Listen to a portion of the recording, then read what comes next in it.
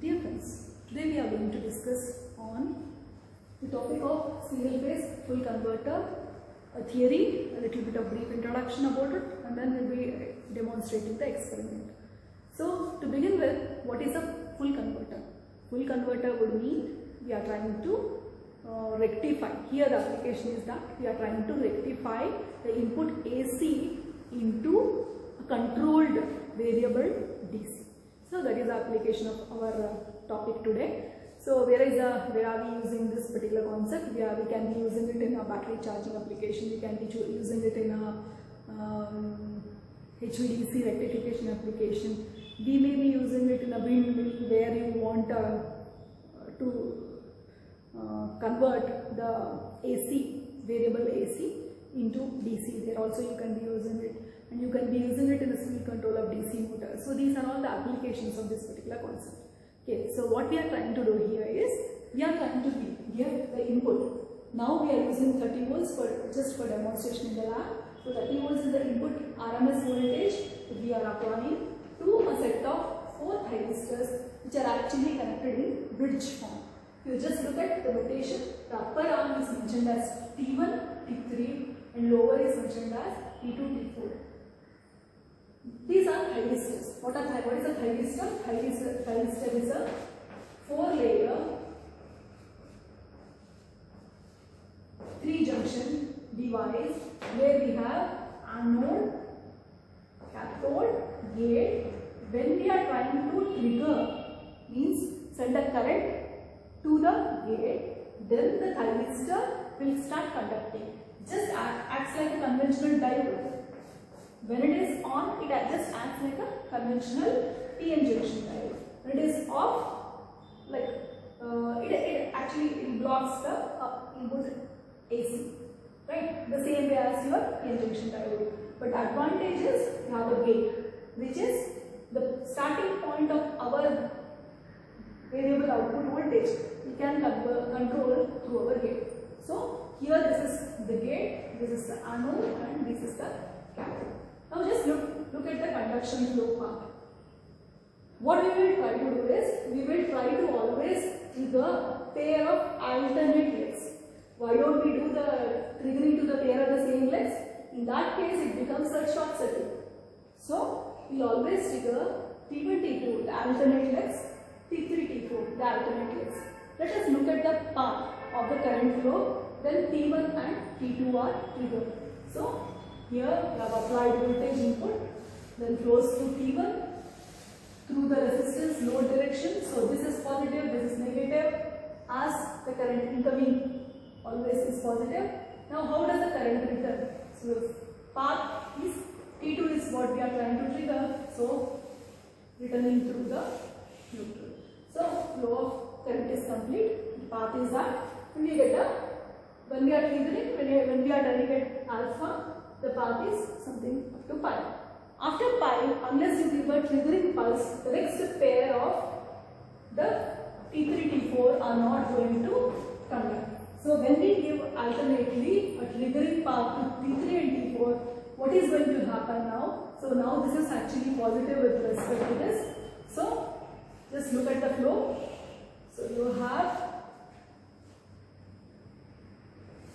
the current flowing through T3, T3 is triggered through the load. See the direction, the load is always of the same polarity, it is not reversing.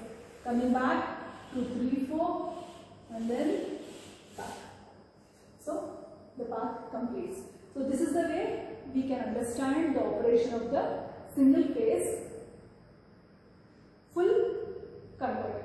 Okay. Now let us try to derive the expression. So this is our expression. This is a way that the output diagram can be drawn. We have a AC, single phase AC. You are steering at an angle alpha.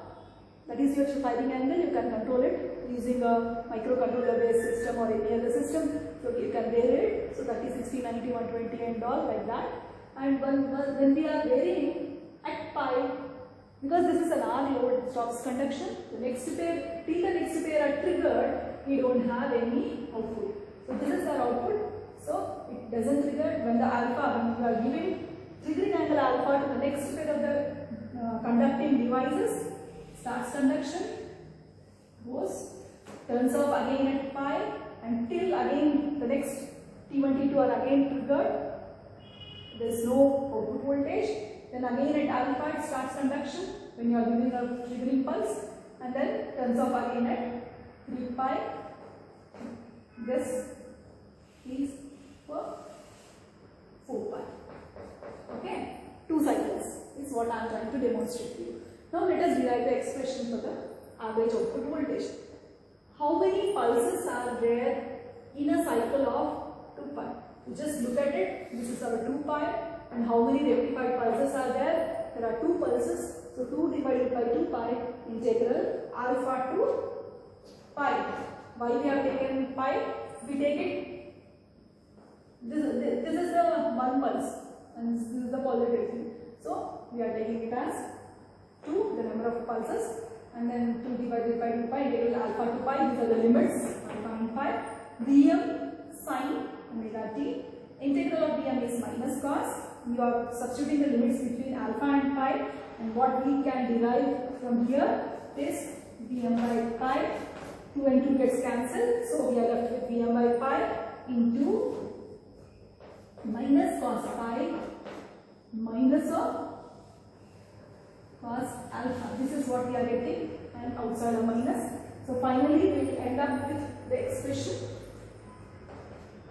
Vm by pi into 1 plus.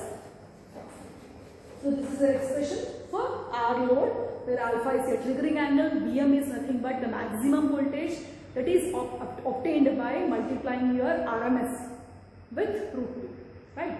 So let us now see the practical conduction of this particular experiment.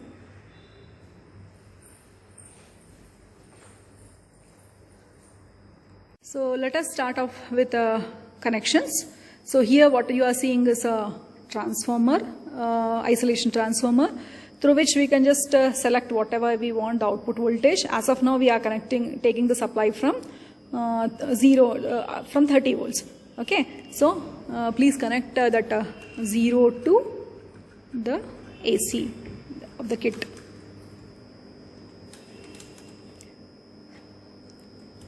So that's the way we start off, and the other terminal 30 volts we can connect to the neutral.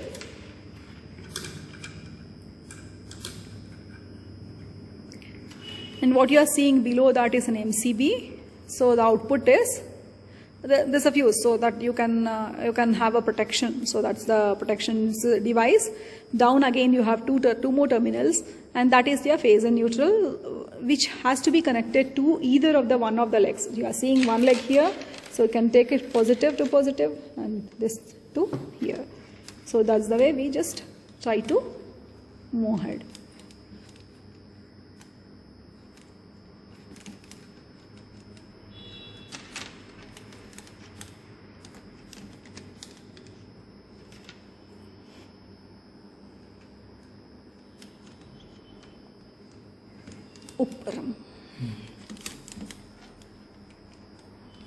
So what are we trying to do? We are trying to just give the phase and neutral connection. After that, if you just recollect the picture, the top arms are connected. The top two thing, maybe I'll stay a bit far so that you can see clearly. So I'm taking help of your instructor Santosh and doing this particular conduction. So please connect down the 2 return paths.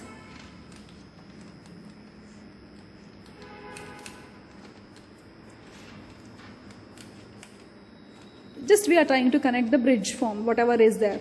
And between the 2 thyristors, again there is a path that was supposed to be connected. The 2 thyristors are to be connected. एक दिखाओ संतोष. दो T1 और T4 के बीच, T1 T4 नीचे के connection रहता है ना सिर्फ. So that way we connect the T1 and T4, and T2 T3 are also connected. Once that is done, the next step will be to give the from the bridge output, we will be actually connecting to the ammeter to measure the load current. Then from the ammeter terminal, we'll take it to the rheostat, your R load, and connect it back to the negative. We'll just measure the voltage across and the current through the load. Okay. Apart from that, the most important one is the pulses. How do we do? Here we have different types of pulse generating circuits, and here the pulse, gate and cathode, whatever are there, the two terminals we'll select and give it to the corresponding terminals of our thyristor. So this way we'll complete for all the 4 circuits, all the 4 thyristors. So because we wanted a full converter. If it's a semi-converter, then we'll give it to the only 2, and the rest of the 2 we'll be using as diodes. Here you are even seeing a diode over there. So if you want to go for semi-converter, we use a diode as of now. If we want to have a full converter, we'll going with all the 4 thyristors. So till now we have seen the connections. Now all the 4 thyristors have got the firing circuits, and across the load we have connected voltmeter in parallel and ammeter in series. So now let us look at the connection and look at the conduction. Now please vary the pulse to 150. 180 is 0. The initial value, starting value is 0. So output voltage is measured. It's taken as a recording, part of recording. Practical is calculated using the formula that we have derived just now, Vm by pi into cos alpha, 1 plus cos alpha. We'll do it later. So now just we'll start taking the readings. So it's 150, and just look at the output voltage. It has risen, and the current has V by R, whatever is there, it's visible somewhere around 100 ohms. The resistance is set. So we are seeing around 0.01, and then what you'll see, when you just go to the CRO and try to measure it. So this is the way the pulse is looking like. Okay, and we can measure the pulse, what is the value of it, what is the average voltage, and you can match it with the theoretical and expected results. Now please change the firing angle to 120 degrees. So what are you expecting? As the firing angle is reduced, you see the output voltage has increased. Previously it was 1, and now it had become 6, and then you see the nature of the output. It has increased. You can understand that, right? Automatically. Now please make it 90 degree.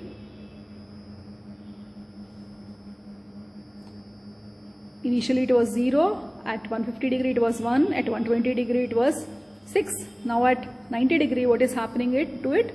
Output voltage, the average output voltage across our R load has increased to 13 volts, and look at the pulse. The pulse has improved, the volt value has increased. You are seeing a 90 degree behavior there.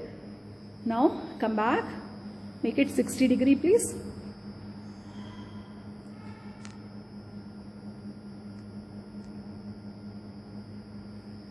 Fine. So previously it was 13, now it had almost become 19, and whatever the resistance, the current is there, that is noted, and see the pulse, the nature of the pulse. Now please make it 30 degree. Just try to remember what is happening, try to understand what is happening as we are varying the pulse. At 30 degree it has reached almost near to 24 volts. You can see the 30 degree behavior there, output voltage through the DSO that we have in our laboratory. Then please make it 0.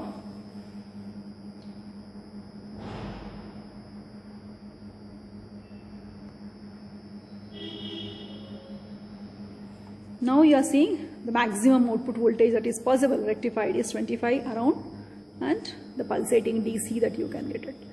Okay, so this is all the experiment with R load. Now let us see the behavior with respect to RL load. Now resistance connected in series with inductance, that's the only change that we have done there, and see, voltmeter as usual in parallel, ammeter in series. So now we are trying to see what will happen with RL load. Why we are studying this is like most of our loads are inductive in nature. If you take machines or motors or any other devices, they have basic inductance. And what will happen when a converter is connected in series with an inductance? So that's what with an RL load more precise. So inductor of 100 millihenry is connected to the R load. That's the only change. Now let us see what is happening because of the inductance. 180 as usual it is 0. Please reduce it to 150.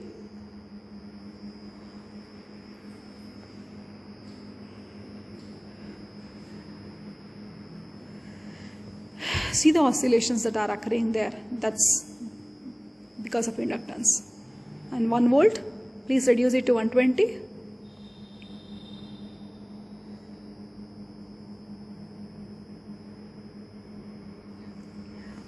If you just compare with R load at 120, this was 6 volts. Now it had become 5 volts. So you can understand there's a drop across the inductance. And that drop is visible by these oscillations, whatever are happening because of the inductance. Because of that, you are getting a reduced output voltage. Okay, this is a problem which we need to address. Now, reducing it to 90 volts. How much is the voltage? 11. Previously it was 13 as is seen there. Now it is 11. Please reduce it to 60. Now previously for 60 volts, output voltage was 19. It had become 18 now. See the voltage, nature of the output. Then make it to 30 please. Output voltage is around 20-21 and the ripples that are occurring because of the inductance, 100 millihenry inductor, and please make it to 0, the maximum triggering angle. Actually by making it 0 it means that we have made a thyristor to behave like a diode, and previously it was 25, now it had become 24. If you can just look at it. Previously at 0 it was 25 volts, now it is 24 volts. That 1 volt drop is what you are seeing as the oscillations, undesired pulsating oscillations that we are seeing. Okay, so how to eliminate these oscillations? These oscillations can be eliminated by using a device, a diode in parallel with your RL load, which is known as freewheeling diode. So the next behavior that we are going to see is about the freewheeling diode.